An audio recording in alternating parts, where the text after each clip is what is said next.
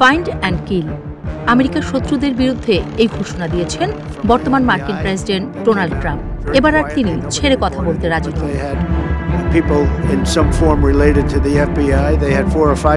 দ্বিতীয় মেয়াদে ক্ষমতা নিয়েই আফ্রিকায় প্রথম অভিযান শুরু করেছেন ট্রাম্প। তবে সামরিক বিশেষজ্ঞরা একে কেবল শুরু হিসেবেই দেখছেন। আফ্রিকার দেশ সোমালিয়ায় অবস্থানরত আইএস যোদ্ধাদের লক্ষ্য করে প্রথম হামলা চালানোর দাবি করেছেন ট্রাম্প।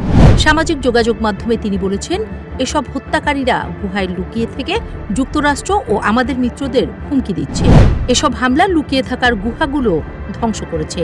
সেই সঙ্গে বেসামরিক মানুষদের ক্ষয়ক্ষতি না করেই লুকিয়ে থাকা অনেক সন্ত্রাসীকে হত্যা করেছে। এরপরেই সতর্কবার্তা দিয়েছেন ট্রাম্প। তিনি লিখেছেন, আইএস ও অন্য যারা আমেরিকানদের উপর হামলা করতে চাইছে তাদের জন্য স্পষ্ট বার্তা, আমরা আপনাদের খুঁজে বের করব এবং হত্যা করব। ঠিক এই হুমকিতেই আন্তর্জাতিক সমর বিশেষজ্ঞরা নড়ে চড়ে বসছেন। তারা মনে করছেন ছোট কিছু দিয়ে বড় কিছুর শুরুই করলেন ট্রাম্প। কারণ আইএস কিংবা আফ্রিকা কোনোটাই এবার ট্রাম্পের শত্রু তালিকায় গুরুত্বপূর্ণ স্থানে নেই। আমেরিকার বর্তমান স্বার্থের প্রায় পুরোটা মধ্যপ্রাচ্যে। সে কারণেই আফ্রিকা দিয়ে শুরু করা এই আক্রমণের ফলা কদিন পরে হয়তো মধ্যপ্রাচ্যে ঘুরে যেতে পারে। যে কোনো সময় ট্রাম্প তার চিরশত্রু বলে পরিচিত ইরানকে বধ করতে নামতে পারেন।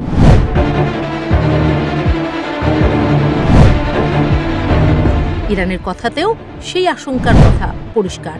সম্প্রতি আল জাজিরাকে দেয়া এক সাক্ষাৎকারে ইরানের পররাষ্ট্রমন্ত্রী আব্বাস আরাগচি হুঁশিয়ারি দিয়েছেন, দেশটির পারমাণবিক কেন্দ্রে ইসরায়েল কিংবা যুক্তরাষ্ট্র হামলা করলে সর্বাত্মক যুদ্ধ বেঁধে যেতে পারে।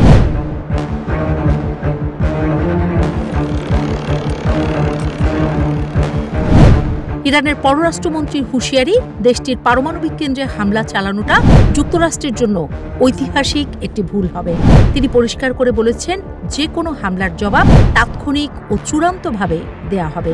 কেবল মুখের কথা নয়, সাম্প্রতিক সময় ইরান তাদের পারমাণবিক স্থাপনা ঘিরে বেশ কয়েকটি মহড়াও চালিয়েছে। এছাড়াও নৌ ও সামরিক মহড়া চলছে অব্যাহতভাবে।